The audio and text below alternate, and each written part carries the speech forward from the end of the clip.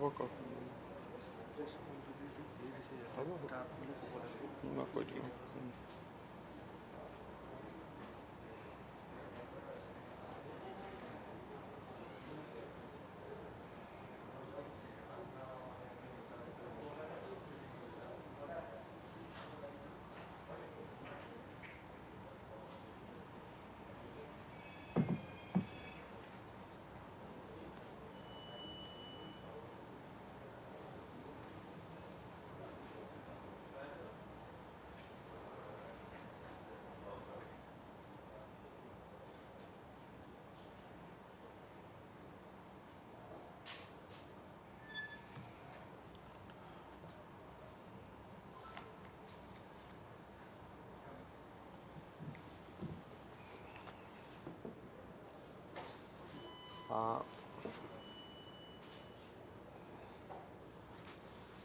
সংবাদ মাধ্যমৰ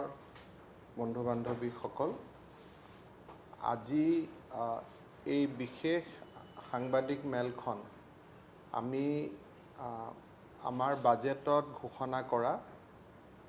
এটা বিশেষ স্কিমৰ ওপৰত আমি আলোকপাত কৰিব খুজিছোঁ আৰু এই আঁচনিটোৰ আলোকপাত কৰাৰ পিছত স্বাভাৱিকভাৱে মই কোভিডৰ শেহতীয়া পৰিস্থিতি অতি সংক্ষিপ্তভাৱে আপোনালোকৰ লগত আলোচনা কৰিম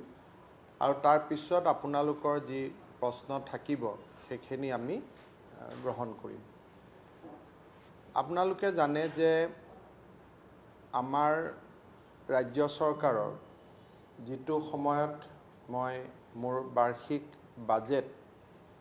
দাঙি ধৰিছিলোঁ সেই সময়ত অষ্টাদশ উন্নয়নৰ মুকুতামালা অৰ্থাৎ 18টা ফ্লেগশ্বিপ স্কিমৰ বিষয়ে আমি আলোচনা কৰিছিলোঁ আৰু অসমৰ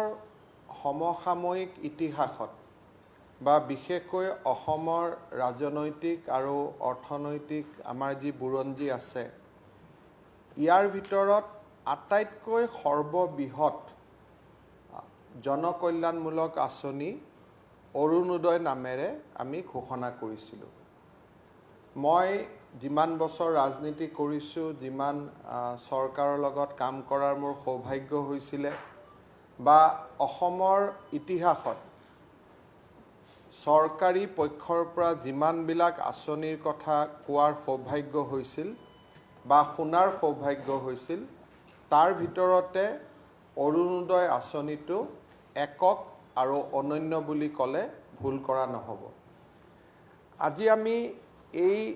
অৰুণোদয় আঁচনিটো আনুষ্ঠানিকভাৱে ৰূপায়ণৰ কামত হাত দিব ওলাইছোঁ অৱশ্যে আপোনালোকক মই জনাই থ'ব খোজোঁ যে অহা 15 ছেপ্টেম্বৰলৈকে প্ৰতি সপ্তাহতে একোটাকৈ উন্নয়নমূলক আঁচনি লৈ মই আপোনালোকৰ ওচৰত উপস্থিত হ'ম So every week we are going to announce and start implementing one new scheme কোনোবাটো বাজেটৰ ভিতৰত কোনোবাটো বাজেটৰ বাহিৰৰ পৰা আৰু এটাকৈ প্ৰতি সপ্তাহতে মই এটাকৈ আঁচনি আপোনালোকৰ আগত কৈ যাম আৰু একৰ্ডিংলি ইমপ্লিমেন্টেশ্যনো আৰম্ভ হ'ব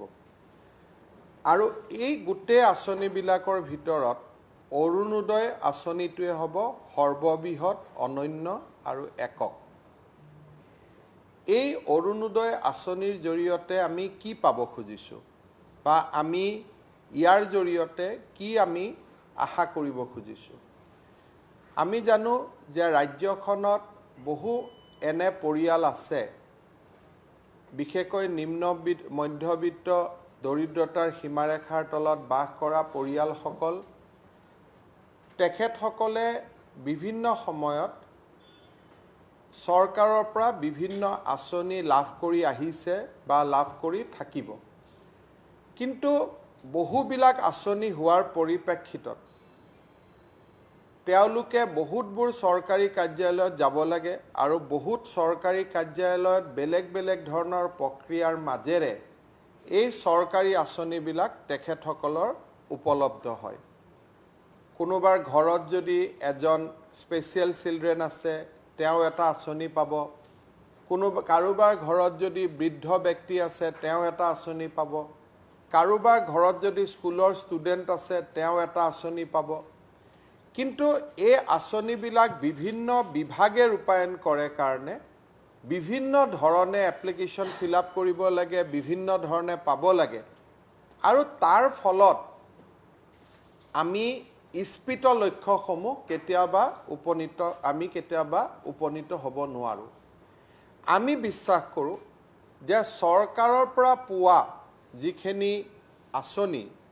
সেই আঁচনিৰ ধন মই ক'ত কেতিয়া আৰু কি কামত ব্যৱহাৰ কৰিম তাৰ সিদ্ধান্ত লোৱাৰ অধিকাৰ পৰিয়ালটোৰ থাকিব লাগে। পৰিয়ালটোৰ হাতত এটা নিৰ্দিষ্ট পৰিমাণৰ টকা চৰকাৰে দিলে, সেই টকাটো দি শিশুজনৰ কামত কি ব্যৱহাৰ হ'ব, ঔষধ কিনাৰ নামত কি ব্যৱহাৰ হ'ব, বৃদ্ধজনৰ বাবে কি ব্যৱহাৰ হ'ব, বিধৱাজনৰ বাবে কি ব্যৱহাৰ হ'ব, এই গোটেই কাম কাজবিলাক পৰিয়ালটোক যদি আমি সিদ্ধান্ত ল'ব দিওঁ, তেতিয়াহ'লে এই আঁচনিয়ে পৰিয়ালটোক উপকৃত কৰিব। এই গোটেই সিদ্ধান্তটো সন্মুখত ৰাখি আমি সিদ্ধান্ত লৈছোঁ যে অনাগত 5 বছৰত, ইন নেক্সট 5 years, চৰকাৰৰ সকলো আঁচনি এই অৰুণোদয়ৰ জৰিয়তে আমি এটা ফ্ৰেমৱৰ্কৰ জৰিয়তে আমি ইমপ্লিমেণ্ট কৰিম। অৰ্থাৎ এটা সময় আহিব যে আজি কলেজৰ এডমিশ্যন ল'ব লাগে, সেইদিনাখন পৰিয়ালটোক আমি সেই মাহটোত পৰিয়ালটোলৈকে সাহায্য আমি বঢ়াই দিম। আজি দুৰ্গা পূজা আহিলে, কাপোৰ কিনিব লাগে, সেই মাহটোত আমি পৰিয়াললৈ সাহায্য বঢ়াই দিম। আজি বানপানী আহিছে, মানুহৰ সমস্যা হৈছে, এই মাহটোত আমি পৰিয়াললৈ অৰ্থ সাহায্য বঢ়াই দিম। তাৰমানে এটা ষ্টেটিক কম্পোনেণ্ট, এটা কম্পোনেণ্ট যিটো ফিক্স থাকিব, আৰু এটা কম্পোনেণ্ট ভেৰিয়েবলছ হ'ব depending on the situation the family will face. এডমিশ্যনৰ সময়ত মোক এক্সট্ৰা টকা লাগিব, মোক দুৰ্গা পূজাৰ সময়ত এক্সট্ৰা টকা লাগিব, মোক বহাগ বিহুৰ সময়ত এক্সট্ৰা টকা লাগিব। এই ধৰণে আমি ভেৰিয়েবলছ যিটো কওঁ, সেইটো আমি মাহে মাহে ডিচাইড কৰিম, আৰু ফিক্সড ইনকাম এটা আমি পৰিয়ালসমূহলৈকে চৰকাৰৰ পৰা প্ৰত্যেক মাহত আমি দি গৈ থাকিম। আমি ভেৰিয়েবলটোলৈকে এতিয়াই যাব খোজা নাই, কাৰণ বিভিন্ন বিভাগে বিভিন্ন আঁচনি ৰূপায়ণ কৰি আছে, তাৰ বিভিন্ন জেগাত চেণ্ট্ৰেল ছাপোৰ্ট আছে। কিন্তু ইমিডিয়েটলি আমি অহা 2 অক্টোবৰৰ পৰা অসমৰ প্ৰায় 17 লাখ পৰিয়ালক, 17 লাখ ফেমিলিক আমি মাহত 830 টকাকৈ আমি দি যাব খুজিছোঁ। অৰ্থাৎ প্ৰতি মাহৰ 2 অক্টোবৰ, পৰৱৰ্তী মাহবিলাকত 1 নৱেম্বৰৰ দিনাখন, 1 ডিচেম্বৰৰ দিনাখন, 1 জানুৱাৰীৰ দিনাখন 830 টকা প্ৰত্যেকটো পৰিয়ালৰ বেংক একাউণ্টত জমা হ'ব। আৰু এইটো এককালীন নহয়, পৰিয়ালটো যেতিয়া ইকনমিকভাৱে উঠি আহিব নোৱাৰিব, সেই সময়লৈকে প্ৰত্যেক মাহত এই পুঁজিটো পাই থাকিব। এই পুঁজিটো আমি কেনেকৈ ভাগ কৰিছোঁ? প্ৰথম ফিক্স ইনকামটো, যে এজন চৰকাৰী কৰ্মচাৰীয়ে যেতিয়া কোনোবা এটা কাৰ্যালয়ত চাকৰি কৰে, তেওঁক আমি এটা মেডিকেল এলাউন্স দিওঁ। আজিৰ দিনত খুব সম্ভৱ 300 বা 400 টকা আমি এটা মেডিকেল এলাউন্স দিওঁ, বেমাৰ হওক নহওক। অৰ্থাৎ বেমাৰ নহ'লেওতো কিবা ঔষধ কিনিব লাগে, ফেমিলিটোৰ কিবা এটাতো অসুখ হৈয়ে থাকে, পানী লগা ঔষধ, পেটৰ অসুখ। অৰ্থাৎ মেডিচিন কিনিবৰ কাৰণে প্ৰত্যেক সপ্তাহত এজ এ মেডিকেল এক্সপেণ্ডিচাৰ প্ৰত্যেক মাহত আমি 300 rupees আগবঢ়াম। আমি ধৰি লৈছোঁ যে এটা পৰিয়ালক 4 কেজি চেনি লাগে। চাউলটোতো চৰকাৰে ইতিমধ্যে বাজেটত ঘোষণা কৰাৰ অনুসৰি অন্ন আঁচনিৰ জৰিয়তে আমি অসমত সম্পূৰ্ণ বিনামূলীয়াকৈ গাই প্ৰতি 5 কেজি চাউল ইতিমধ্যে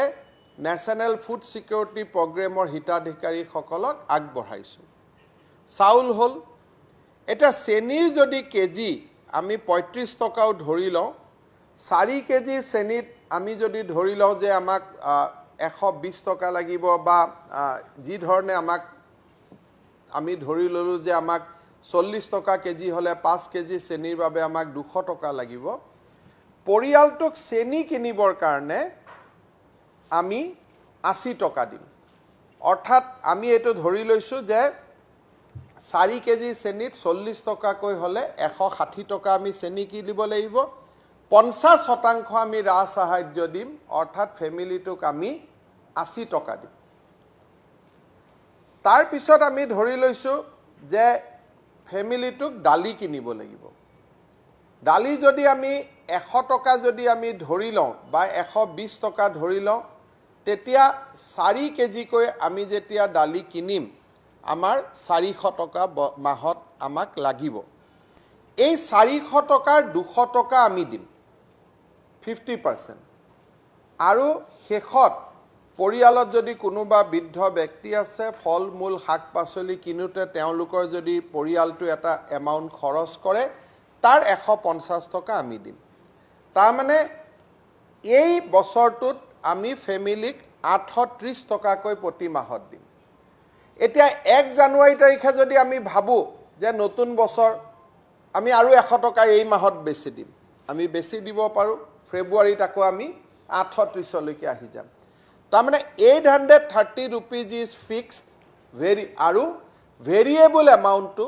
আমি ডিসাইড কৰিব পাৰিম according to the financial capabilities of the government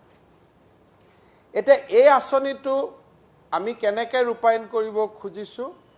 যে 2 লাখতকৈ কম ভোট থকা সমষ্টিত 15000 হিতাধিকাৰীক আমি সিলেক্ট কৰিম তাৰ মানে এটা সমষ্টিত 1.5 লাখ ভোট থাকে 4 জন বা 5 জন কৈ যদি পৰিয়ালত সদস্য থাকে 15000 ফ্যামিলিয়ে পোৱা মানে আমি একচুয়ালি সেই সমষ্টিটোৰ প্ৰায় 70000 ব্যক্তিৰ ওচৰত আমি কিবা এটা তুলি দিয়া হল অফ কোর্স ব্যক্তি হিচাপত ভোট যদি 1.5 লাখ থাকে ব্যক্তি 2.5 লাখ থাকিব সো 1/3 সমষ্টিটোৰ 1/3 ব্যক্তিক আমি এই আঁচনিটোৱে স্পৰ্শ কৰিম যি সমষ্টিত 2 লাখতকৈ বেছি ভোট আছে সেই সমষ্টিৰ বেনিফিচিয়াৰী হ'ব 17000 সো 15000 বেনিফিচিয়াৰী হ'ব যত 2 লাখতকৈ কম ভোট আছে আৰু যত 2 লাখতকৈ বেছি ভোট আছে তাত 17 লাখ বেনিফিচিয়াৰী হ'ব 17000 15000 and 17000 আৰু এই ধৰণে কৰিলে প্ৰতি মাহত সমীৰ আমাৰ কিমান আউটফ্লো হ'ব টোটাল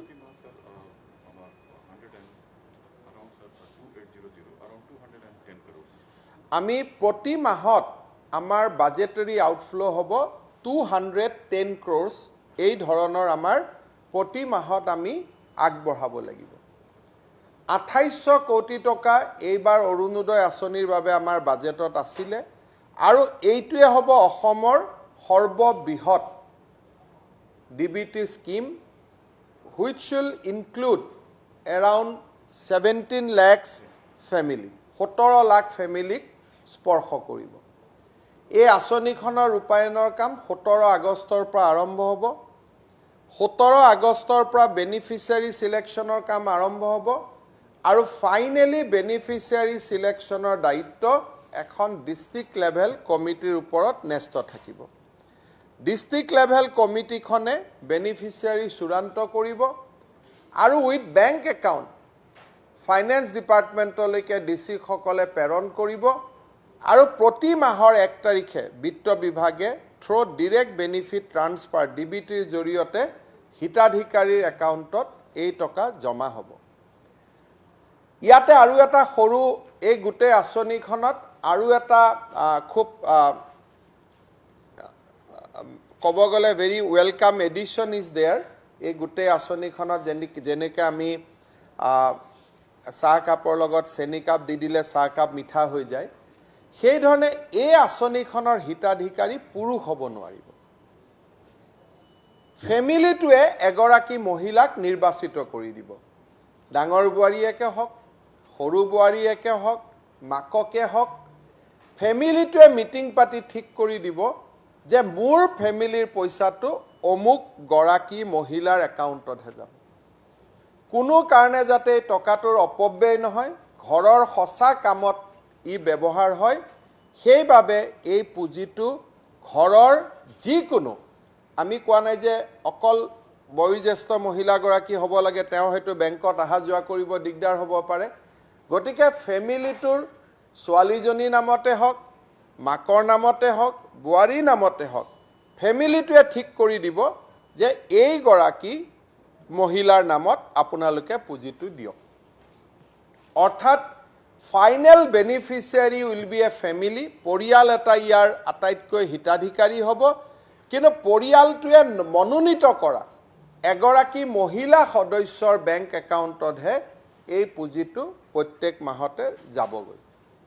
আমি আশা কৰোঁ যে ইয়াৰ এটা ডিটেইল প্ৰক্ৰিয়া আছে। এই বেংক একাউণ্টসমূহ ঠিক কৰি লিখিবৰ কাৰণে, বেংক একাউণ্টবিলাকত হিতাধিকাৰী নিৰ্বাচনত সহায় কৰিবৰ কাৰণে প্ৰতি সমষ্টিত আমি 2 মাহৰ বাবে 3জনকৈ অৰুণোদয় সহায়ক আমি নিযুক্তি কৰিম। তেওঁলোকে মাত্ৰ 2 মাহ বা 2.5 মাহৰ কাৰণে কাম কৰিব। তেওঁলোকৰ লক্ষ্য হ'ব যাতে ডাটা ভুল নহয়, কেতিয়াবা IFS কোড ভুল হয়, কেতিয়াবা 0টো 0 হিচাপে আহে, তেতিয়াও বেংকত টকা নাযায়। এই অৰুণোদয় সহায়কসকলে এই আঁচনিটোৰ দায়িত্ব ল'ব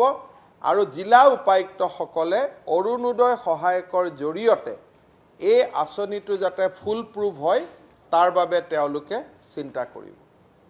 মই ভাবোঁ যে অৰুণ আৰু উদয়, আপোনালোকে জানে যে প্ৰতিটো পৰিয়ালৰ অৰ্থনৈতিক উত্থানৰ এটা নতুন অধ্যায় এটা এই অৰুণোদয় আঁচনিটো দি আৰম্ভ হ'ব। মই বিশ্বাস কৰোঁ যে আজি যিটো আমি 830 টকা দি আগবঢ়াইছোঁ, এইটো এটা সময়ত চৰকাৰৰ আৰ্থিক অৱস্থাৰ প্ৰতি যেতিয়াই ভাল হ'ব, এই আঁচনিটো যেনেকৈ প্ৰতি বছৰে চৰকাৰী কৰ্মচাৰীয়ে ইনক্ৰিমেণ্ট পায়, DA পায়, সেই ধৰণে এই ব্যক্তিসকলৰো বা এই পৰিয়ালসকলৰো প্ৰত্যেক বছৰে ইয়াত ইনক্ৰিমেণ্ট জমা হ'ব, DA জমা হ'ব। মূল্য বৃদ্ধিৰ লগত চিন্তা কৰি কেতিয়াবা টকা বাঢ়িব, কিন্তু টকাটো কমি নাযায়, 830 টকা ফিক্সড হিচাপে থাকি যাব। কোভিডৰ পৰিৱেশৰ লগত সাঙুৰ খাই এই আঁচনিটোৱে আমাৰ কোভিডৰ সময়ত বহুত দুখীয়া দৰিদ্ৰ লোক যিটো অৰ্থনৈতিকভাৱে ক্ষতি হৈছিলে, ই আংশিকভাৱে হ'লেও তাৰ জোৰা টাপলি মাৰাত এই অৰুণোদয় আঁচনিটো নিশ্চয় সহায়ক হ'ব। ৰাজ্য চৰকাৰৰ বিত্তীয় ব্যৱস্থাপনাত থকা প্ৰত্যাহ্বানৰ পিছতো আমি আমাৰ বাজেট বক্তব্যত দিয়া প্ৰতিটো আঁচনি ৰূপায়ণৰ দিশত আমি আগবাঢ়িছোঁ। অহা সপ্তাহত 17 তাৰিখে আৰু এটা ভাল আঁচনিৰে সৈতে মই আপোনালোকক আকৌ এবাৰ সম্বোধন কৰিম। অৰুণোদয়ৰ ওপৰত আপোনালোকৰ নিশ্চয় কিছু প্ৰশ্ন থাকিব। সেই প্ৰশ্নখিনিৰ উত্তৰ দিয়াৰ আগতে মই কোভিডৰ বৰ্তমানৰ পৰিৱেশৰ ওপৰত এটা সৰুকৈ আলোকপাত কৰিব খুজিছোঁ। আমাৰ ৰাজ্যখনত 64,406টা কনফাৰ্ম কোভিড কেছ এই মুহূৰ্তত আছে আৰু ইয়াত আমি খুব আনন্দিত যে 45,073 ব্যক্তিয়ে ইতিমধ্যে সুস্থ হৈ ইয়াৰ ভিতৰত ঘৰলৈ ঘূৰি গৈছে। গতিকে আজিৰ দিনত আমাৰ এক্টিভ কেছৰ সংখ্যা কমি আহিছে আৰু তাতকৈ ডাঙৰ কথা যে পাৰ্চেণ্টেজ টাৰ্মছত পজিটিভিটিত আমাৰ ৰাজ্যখনে ভাল ফলাফল আমি দেখুৱাই থাকিবলৈ সক্ষম হৈছোঁ। ডেথ ৰেট এতিয়াও আমাৰ ভাৰতৰ ভিতৰত সৰু ৰাজ্যক বাদ দিলে আন ডাঙৰ ৰাজ্যবিলাকৰ তুলনাত আমি 0.24 মৰ্টেলিটি ৰেটত আমি এতিয়াও আছোঁ আৰু আমাৰ মৰ্টেলিটি ৰেটটো আমাৰ বাঢ়ি যোৱা নাই। আজি অসমত আমি এটা প্ৰয়াস চলাইছোঁ, আজি আমি সফল হওঁ নে নাই ক'ব নোৱাৰোঁ, যে আজিৰ দিনটোত আমি 1 লাখ টেষ্ট কৰাৰ লক্ষ্যৰে আজি গোটেই অসমত আমাৰ স্বাস্থ্য বিভাগ, জিলা প্ৰশাসনে কাম কৰি গৈ আছে। অসমৰ দৰে সৰু ৰাজ্যখনত এতিয়ালৈকে আপোনালোকে ভাবি জানি গম নিশ্চয় আনন্দিত হ'ব যে আমি পাৰ মিলিয়ন টেষ্ট এতিয়া আমি বহুতখিনি কৰিব পাৰিছোঁ আৰু এতিয়া আমাৰ সন্মুখত মাত্ৰ 3খন ৰাজ্যই আছে আৰু আমি ভাবোঁ যে পাৰ মিলিয়ন টেষ্টতো আমি আগুৱাই যাব পাৰিম কিন্তু আজিৰ দিনটোত বিশেষকৈ বৰ্তমান আমাৰ পাৰ যদি আমি আপোনালোকক জনাব খোজো যে আজিৰ দিনটোলৈকে আমি 14,30,691টা টেষ্ট ইতিমধ্যে কমপ্লিট কৰিছোঁ প্ৰধানমন্ত্ৰী নৰেন্দ্ৰ মোদী ডাঙৰীয়াই যোৱা কালি কোভিডত আক্ৰান্ত 10খন ৰাজ্যৰ মুখ্যমন্ত্ৰীৰ লগত বৈঠক কৰোঁতে তেখেতে ক্ষোভ প্ৰকাশ কৰিছিলে যে বহুত ৰাজ্যই টেষ্ট কৰা নাই টেষ্ট কমি আছে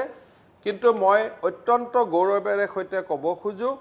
যে অসমত 14,30,691 টেষ্ট আমি সম্পূৰ্ণ কৰিছোঁ আৰু আজিৰ দিনটোত আমি 15 লাখৰ সংখ্যা পাৰ কৰিম আৰু আজিৰ দিনটোতে আমি 1 লাখৰ ওচৰা-ওচৰি আমি টেষ্ট কৰিম আমাৰ পাৰ মিলিয়ন টেষ্ট এতিয়া 41,000ত ভৰি দিছেগৈ আৰু আজি গধূলিলৈকে ই 45,000ৰ ওচৰ চাপিবগৈ আমাৰ কোভিডৰ ওপৰত এটা আমি নিশ্চিতভাৱে ক'ব পাৰোঁ যে ইমান টেষ্ট কৰাৰ পিছতো আমাৰ পজিটিভিটিটো 5%ৰ তলত বৰ্তমান আছে ইয়ে ইংগিত দিয়ে যে হয়তো কোভিডৰ পিকটোৰ পৰা আমি হাত সাৰিব পাৰিম বা হাত ইতিমধ্যে সাৰিছোঁ দুইটাৰ ভিতৰত এটা আমি নিষ্কৰ্ষত উপনীত হ'ব পাৰিম আৰু কিছুদিন আমি অপেক্ষা কৰিছোঁ 15 আগষ্টৰ পিছত এটা স্পষ্ট ধাৰণা এটা আমাৰ সন্মুখত আহি পৰিব আমাৰ গুৱাহাটীৰ কিছুমান ল্যাবৰেটৰীয়ে এটা টেষ্ট কৰি আছে IgG টেষ্ট এন্টিবডি টেষ্ট মই ৰাইজক ক'ব খুজিছোঁ যে এন্টিবডি টেষ্টৰ জৰিয়তে কোভিড আছে নে নাই তাক জানিব পৰা নাযায় this is not a fair practice যিসকলে এন্টিবডি টেষ্ট কৰি আছে মই আমাৰ যিখিনি ল্যাবে গুৱাহাটীত এন্টিবডি টেষ্ট কৰি আছে তেওঁলোকক মই ক'ব খোজো যে আপোনালোকে এন্টিবডি টেষ্টৰ বিষয়ে ৰাইজক জনোৱাৰ পিছতহে এন্টিবডি টেষ্ট কৰিব এন্টিবডি টেষ্টটো কিয় লাগে যে 6 মাহ আগত মোৰ কোভিড হৈছিল নেকি 3 মাহ আগত ক'ব নোৱাৰাকৈ মোৰ কোভিড হৈ গ'ল নেকি সেইটো কাৰণেহে মই এন্টিবডি টেষ্ট কৰিব লাগে কিন্তু আজি মোৰ কোভিড আছে নে নাই তাৰ কাৰণে আইদাৰ এন্টিজেন অৰ RT-PCR এই দুইটা টেষ্টৰ কোনো বিকল্প নাই আৰু বহুতৰ ধাৰণা যে ৰেপিড টেষ্টত বেছি কোভিড ওলাই আসলতে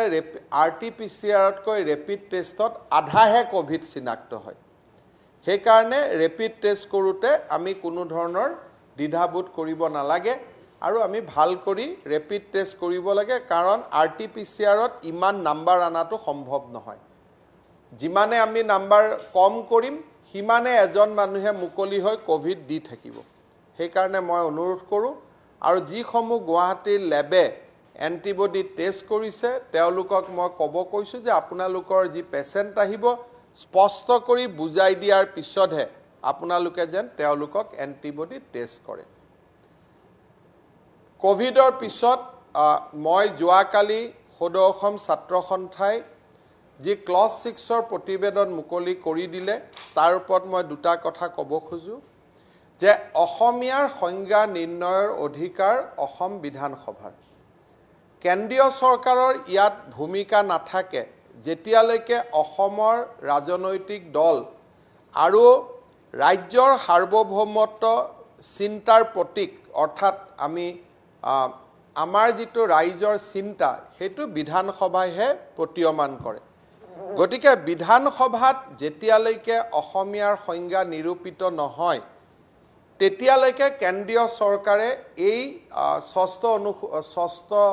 ক্লজৰ ওপৰত কৰিবলগীয়া বিশেষ একো নাথাকে ৰাজ্য চৰকাৰে বিধানসভাত এই কমিটিৰ অনুমোদন কোনোবা এটা সময়ত লৈ আহিব আৰু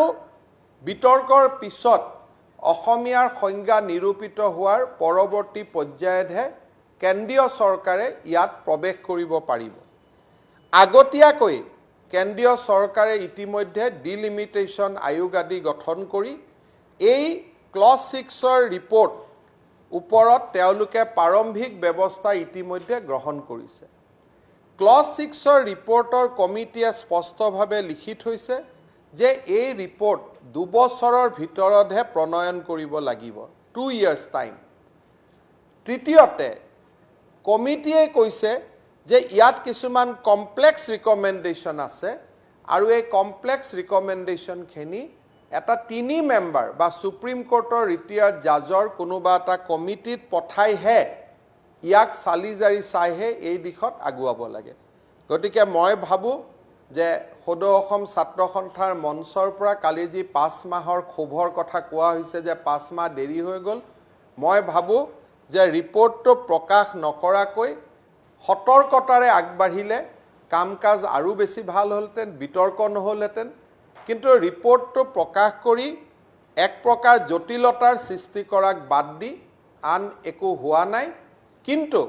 ৰাজ্য চৰকাৰে আমি 6ষ্ঠ অনুসূচী 6 নম্বৰ দফা আমি ৰূপায়ণৰ কাৰণে প্ৰতিশ্ৰুতিবদ্ধ আৰু ৰাজ্যৰ হাতত থকা কাৰিকৰী কাম সম্পূৰ্ণ কৰাৰ পিছত এই দিশত কেন্দ্ৰীয় চৰকাৰৰ কাম আগবাঢ়িব। কিন্তু 12গৰাকী ব্যক্তিয়ে অসমীয়াৰ সংজ্ঞা এটা নিৰ্ধাৰণ কৰি দিলেই সেইটো অসমীয়াৰ সংজ্ঞা নহ'ব। সেই সংজ্ঞাটো স্বাভাৱিকভাৱে অসম বিধানসভাৰ পবিত্ৰ মজিয়াত গৃহীত হ'ব লাগিব। আৰু এই বিষয়টো মই আপোনালোকক আগতেও সাংবাদিক মেলত কেইবাটাও কৈছোঁ যে কমিটিখনে দিয়া সংজ্ঞাটো বিধানসভাৰ মজিয়াত গৃহীত হ'ব লাগিব। 51 চনৰ কাৰণে আৰু এখন NRC হ'ব নেকি নে কি হ'ব? কেনেকৈ আমি 51 চনটো আমি নিৰ্ধাৰণ কৰিম?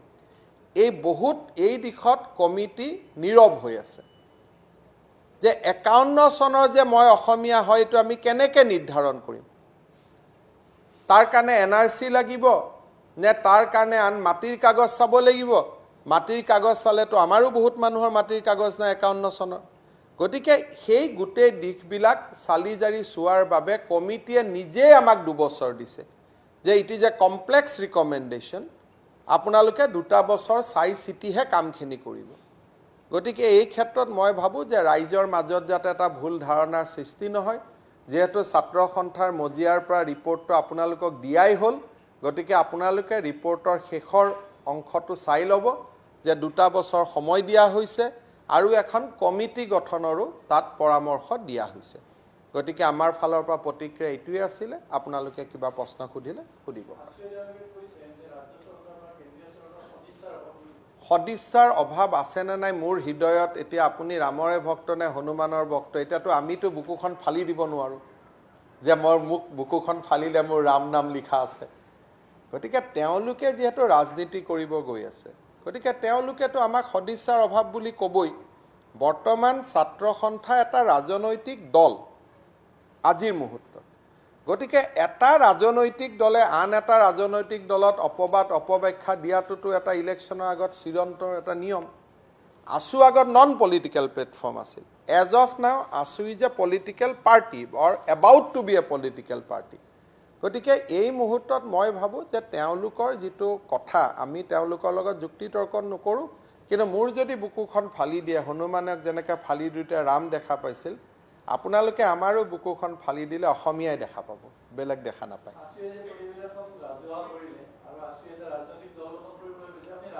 মই এইবোৰ একো নকওঁ। মই আজি অসম চৰকাৰৰ পৰা বক্তব্য দি আছোঁ। তেওঁলোকে প্ৰতিবেদনত থকা কথাখিনিয়ে সদৰি কৰিছে, নাথাকাখিনিতো সদৰি কৰা নাই।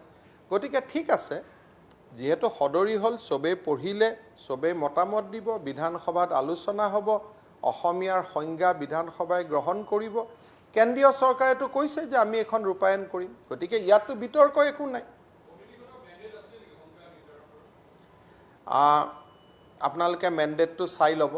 কিন্তু কমিটিখনে ডেফিনেটলি 2-এটা কথা মেণ্ডেটৰ বাহিৰতো কৈছে, বাট কিন্তু অসমৰ স্বাৰ্থৰ কাৰণেই কৈছে। গতিকে আমি আৰু সেইবিলাকত ডিছপিউটত যাব খোজা নাই। 2 years, committee has given 2 years.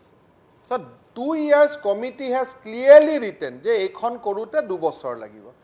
আৰু আমি বিচৰা নাই যে fag end of our term, whether we are competent to decide a Assamese definition. It will be better if new Assam Assembly decide or take up a definition on Assamese. কাৰণ আজিতো আমাৰ mandate শেষ হৈ আছে. We are just on 6-month mandate. আৰু we don't have mandate. But nevertheless, যদি assemblyত এইটোতো আলোচনাত আহিবই. যদি if assembly thinks that even at the fag end of our term, আমি অসমীয়া definition we should ratify. I am not opposing that definition. But it has to be ratified by Assam Assembly. So if Assam Assembly ratified and give it to the central government, then central government will start work. Already by constituting the delimitation commission, central government has already started work on this report. কাৰণ 80টা seat কৰোঁতেতো ডিলিমিট কৰিব লাগিব না আজি যদি বাগবৰত অসমীয়াৰ কাৰণে reserve কৰি থৈ দিয়ে কোনটো অসমীয়া তাত ইলেকশ্যন জিকিব আজি যদি জনিয়াখন অসমীয়াৰ কাৰণে ৰিজাৰ্ভ কৰি দিয়ে তেতিয়া তাত কি লাভ হ'ব নাই 2 বছৰ না ডিলিমিটেশন তেওঁলোকে এটো 2 বছৰৰ লগত আপোনালোকে মিলাব লাগিব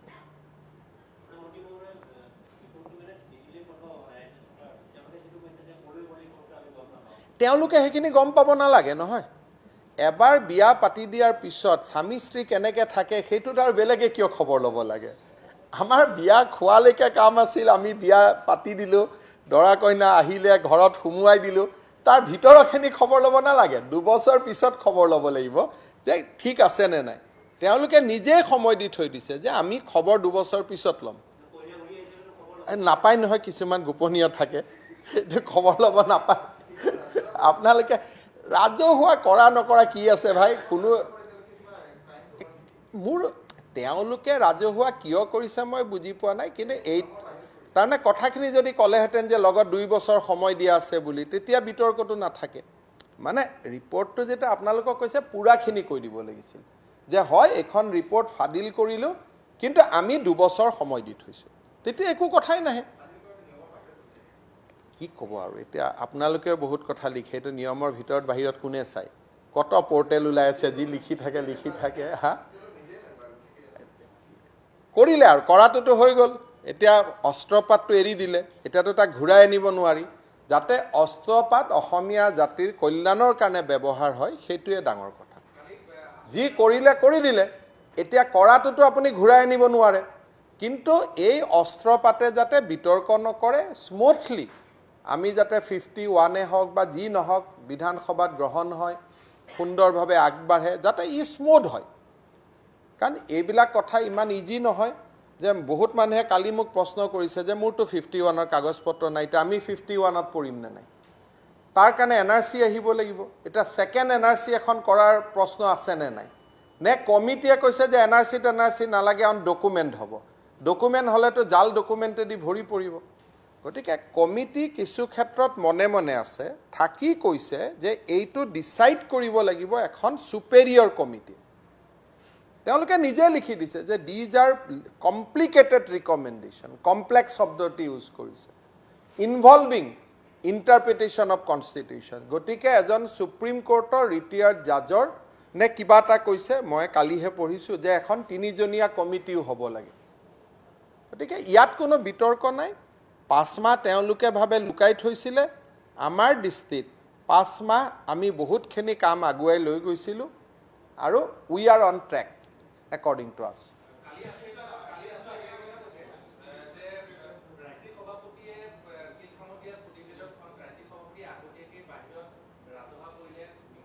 সক এইবিলাক আৰু এই আপোনালোকে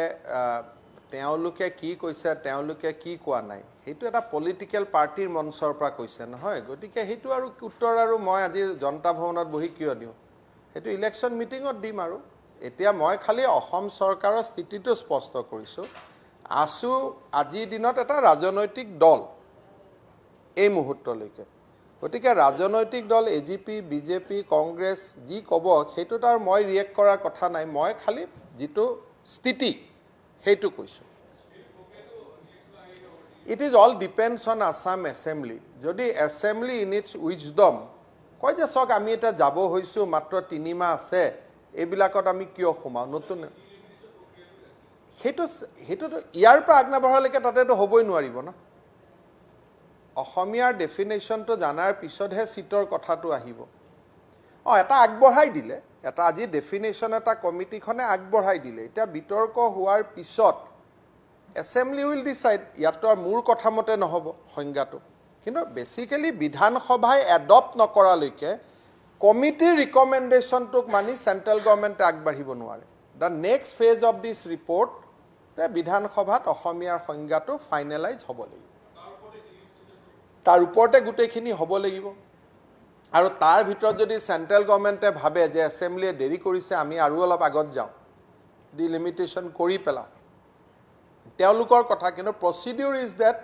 অসমীয়া ৰিজাৰ্ভেশ্যন তেতিয়ালৈকে হ'ব নোৱাৰে যেতিয়ালৈকে অসমীয়াৰ সংজ্ঞাটো বিধানসভাই এডপ্ট নকৰে কাৰণ আগত প্ৰণৱ গগৈ এইটো আনোতেও বিধানসভাই এডপ্ট নাই কৰা গতিকে সেইটোৱে কথা ইয়াত একো একচুৱেলি বিতৰ্ক নাছিলে নোহোৱা বিতৰ্ক এটা বিতৰ্ক হ'ল we are on track we are on same page যে ক্লজ 6 টো ইমপ্লিমেণ্ট হ'ব লাগে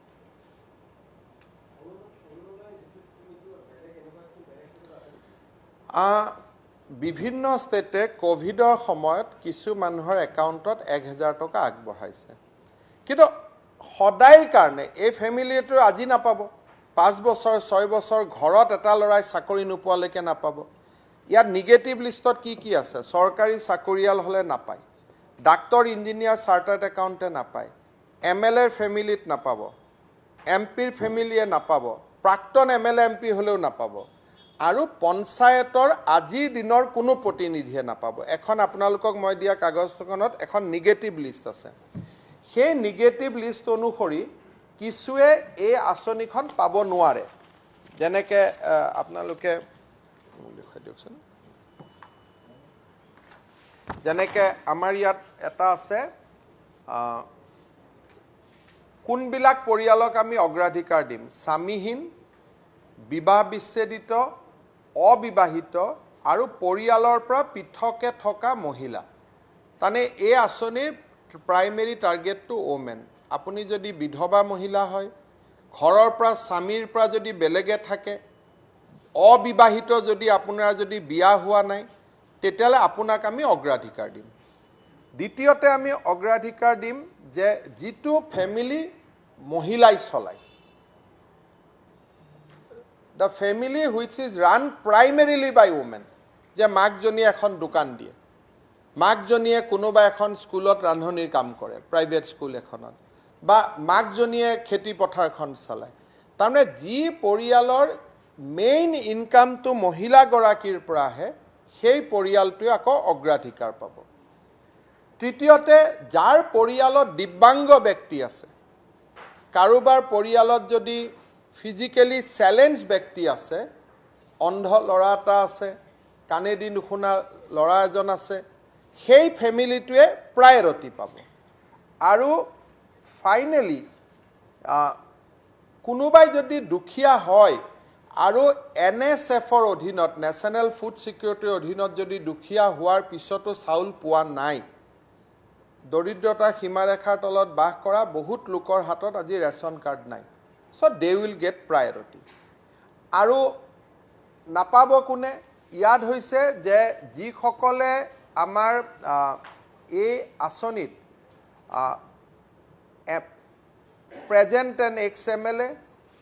পঞ্চায়তী ৰাজ অনুষ্ঠান বা নগৰৰ মিউনিচিপালিটিৰ প্ৰেজেন্ট বিষয়ববীয়া কাউন্সিলৰ হক চেয়াৰম্যান হক মেম্বাৰ হক এটোত কোনেও নাপাব দ্বিতীয়তে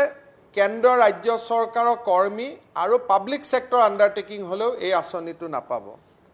দ্বিতীয়তে চিকিৎসক অভিযন্তা উকিল চাৰ্টাৰ্ড একাউন্টেন্ট স্থপতিবিদ আৰু চৰকাৰী ঠিকাদাৰ সকলে এই আঁচনিটো নাপাব তৃতীয়তে আয়কৰ জুনে দিয়ে হি নাপাব থাৰ্ড যাৰ ঘৰত 15 বিঘাতকৈ বেছি কৃষিভূমি আছে তেওঁলোকে এই আঁচনিটো নাপাব যদি 15 বিঘাতকৈ চৰকাৰী আছে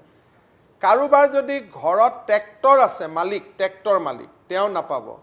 কাৰোবাৰ ঘৰত যদি 4 চকীয়া গাড়ী আছে 2 চকীয়া হলে পাব 4 চকীয়া হলে নাপায় আৰু ফাইনালি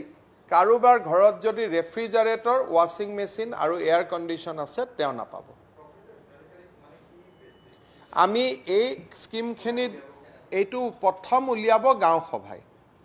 গাঁও সভাই লিষ্টখন দিব কিন্তু গাঁও সভাই হয়তো 50 জনৰ জায়গাত 100টা লিষ্ট পঠাই দিব তাৰ পিছত পঞ্চায়তে মিটিং কৰি লিষ্টখন সৰু কৰিব ফাইনেলি ডিচিত ডিএলচিচি য'ত ডিচি এডিচি এমএলএ সকল মেম্বাৰ আৰু 3জন চৰকাৰৰ মনোনীত সদস্য থাকিব তেওঁলোকে লিষ্টখন ফাইনেলাইজ কৰিব নগৰ অঞ্চলত মিউনিচিপালিটি ৱাৰ্ডৰ পৰা লিষ্টখন আৰম্ভ হ'ব আৰু মিউনিচিপালিটি দি গৈ পেলাই ডিস্ট্ৰিক্ট লেভেল কমিটিত ফাইনেলাইজ হ'ব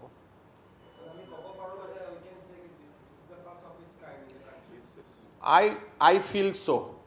যে এনেকে প্ৰত্যেক মাহতে দিয়া মোৰ দৃষ্টিত মোৰ দীৰ্ঘকালীন ৰাজনীতিত বা মই পঢ়া শুনা কৰি থাকো মোৰ চকুত এনেকুৱা স্কিম পৰা নাই আমাৰ মানে আমি ইয়াতে আমিতো বাজেটতো কৈছিলো যে this is the first this kind of scheme নহয় জানো কিন্তু কেতিয়াবা কোনোবা চৰকাৰে বিশেষ পৰিস্থিতিত দিয়ে যে 1000 টকা কোভিডৰ কাৰণে একাউণ্টত দিছো এনেকে দিছে কিন্তু একেবাৰে ফেমিলিটোৰ ঘৰত চাকৰি নহালৈকে ফেমিলিটোৰ ঘৰত ৰেফ্ৰিজাৰেটৰ নাহালৈকে ফেমিলিটোৰ ঘৰত ৱাশ্বিং মেচিন নাহালৈকে ফেমিলিটোৱে ট্ৰেক্টৰ নিকিনালৈকে এইটোতো প্ৰত্যেক মাহত পাই থাকিব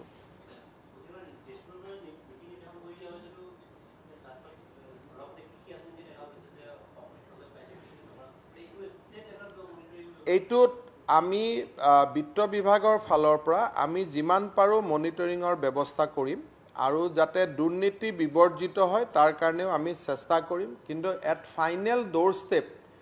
এমএলএ সকলে যদি দুৰ্নীতি কৰে এই আঁচনিটো হিতাধিকাৰী নিৰ্বাচিত কৰোতে ৰাইজে নিৰ্বাচনত তেওঁলোকক শাস্তিও দিব আৰু আৰটিআইৰ জৰিয়তে যদি কোনোবা হিতাধিকাৰীৰ বিৰুদ্ধে কোনোবা অভিযোগ আহে বা আন ধৰণে যদি আমাৰ ওচৰত অভিযোগ আহে আমি তাক পুংখানুপুংখভাৱে বিবেচনা কৰাৰ আমি ব্যৱস্থা কৰিম কাৰণ এই আঁচনিটোত এবাৰ সিলেক্ট হৈ যোৱা মানে সদায় নহয় কোনোবাই যদি ভুল কৰি সিলেক্ট হৈছে তাক আমি চেঞ্জ কৰিব পাৰিম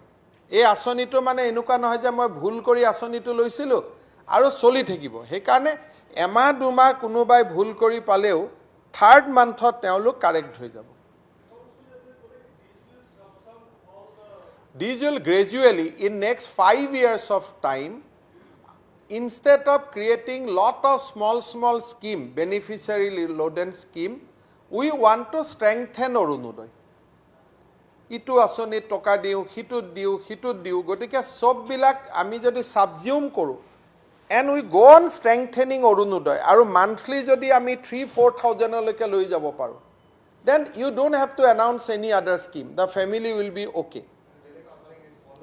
বন্ধ নকৰো বন্ধ কৰাটো যি আঁচনিত কাৰণ আমি বন্ধ একাৰণে কৰিব নোৱাৰো অলৰেডি সেইবিলাকত হিতাধিকাৰী পালে সেইজন হিতাধিকাৰী এইজন হিতাধিকাৰী হ'ব নাইতো আমি নাজানো গতিকে বন্ধ কৰাৰ কথা নুঠে কিন্তু এই আঁচনিটোক আমি শক্তিশালী কৰি গৈ থাকিম কোনোবাবাৰ পূজাত 500 টকা এক্সট্ৰা দি দিম কলেজৰ এডমিশনৰ সময়ত 1000 টকা এক্সট্ৰা কৈ দি দিলো আকৌ নেক্সট মাহত বেসিকটোলৈকে গুছি আহিলো গতিকে বাজেট দিওঁতে বিত্তমন্ত্ৰী এতিয়াৰ পৰা ক'ব যে এপ্ৰিলত মই অৰুণোদয়ত 1000 বেছি দিম অক্টোবৰত মই অৰুণোদয়ত 2000 বেছি দিম এপ্ৰিলত বিহুৰ সময়ত মই 500 বেছি দিম তানে Orunodoi will be one of the announcement every year আৰু মই ভাবো যে মইতো বহুত দিন চৰকাৰত থাকিলো ইমান ডাঙৰ ডিবিটি স্কিম অসমৰ ইতিহাসত কোনেও কেতিয়াও এনেকুৱা কৰিব পৰা নাই কোনোবাই এমাহৰ কাৰণে দিছে কিন্তু এই 17 লাখ ফ্যামিলিয়ে সদায় পাই থাকিব আর নাম্বার অফ ফ্যামিলিও আমি 25 লাখলৈকে লৈ যাব খুজো in the process of time এইবাৰ আমাৰ অলপ আৰ্থিক সমস্যা আছে কাৰণে আমি নিব পৰা নাই but we want to take total family to 25 lakhs over the period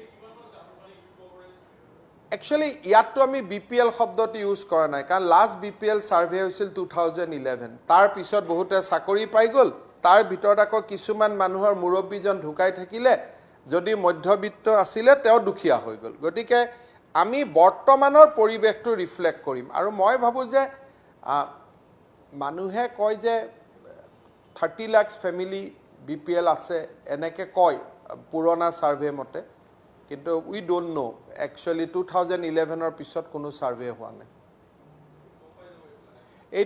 এইটো জৰিয়তে এটা সমষ্টিত 15000 family is more than enough to begin with কিন্তু ইয়াত আৰু কিছু বেনিফিচিয়াৰি প্ৰয়োজন হ'ব যদি আমি কওঁ যে সকলো দুখীয়া মানুহকে সামৰিব খোজো but begin it is a good scheme আৰু অসমৰ দৰে ৰাজ্য এখনৰ পৰা এই আঁচনিটো আৰম্ভ হৈছে দুদিন পিছত দেখিব যে ভাৰতৰ বহুত ৰাজ্যত এই আঁচনিটো গ্ৰহণ কৰিব এনে স্মল কিছুমান কথা যে আমি কৈছিলোঁ ক্লাছ 10 লৈকে কম্পালসৰি স্কুলত অসমীয়া পঢ়াব লাগে আজি নেশ্যনেল এডুকেশ্যন পলিচিত সেইটো গ্ৰহণ হৈ গ'ল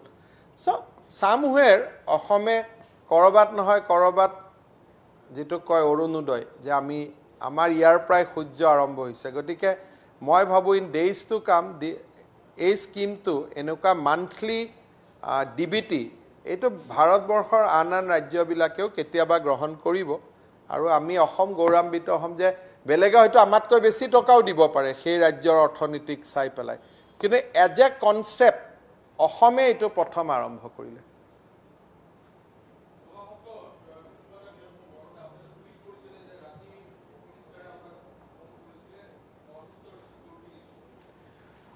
Basically,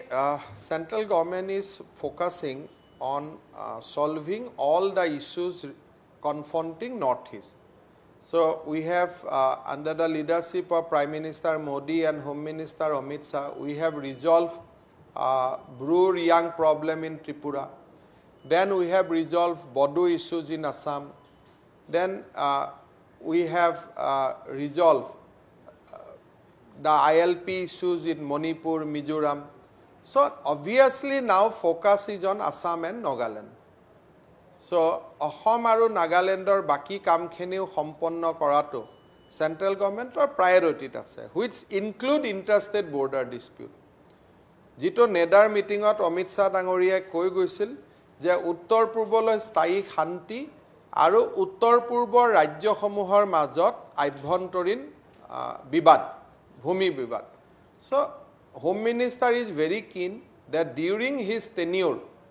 Naga issue should be resolved. Obviously, if possible, Alpha issue should also be resolved. And more primarily, Assam-Nagaland border dispute, Assam-Arunachal border dispute, and Assam-Meghalaya border dispute, Assam-Mizoram border dispute should be resolved. And finally, collectively, every state should work for curbing illicit drugs, export, import of drugs. So, Amit Shah has clearly laid down his line of action,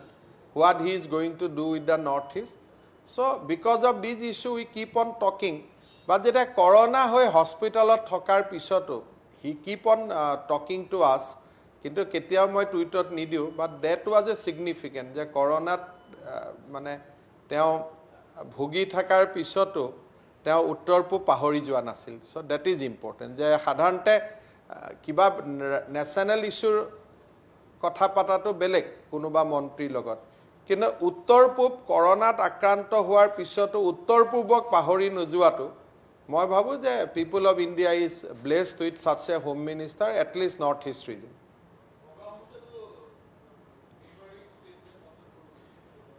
I think moi bhabu je idea is to resolve a dispute not to create a confusion so I think when these issues will be resolved it will be satisfaction to all ঠিক আছে so ধন্যবাদ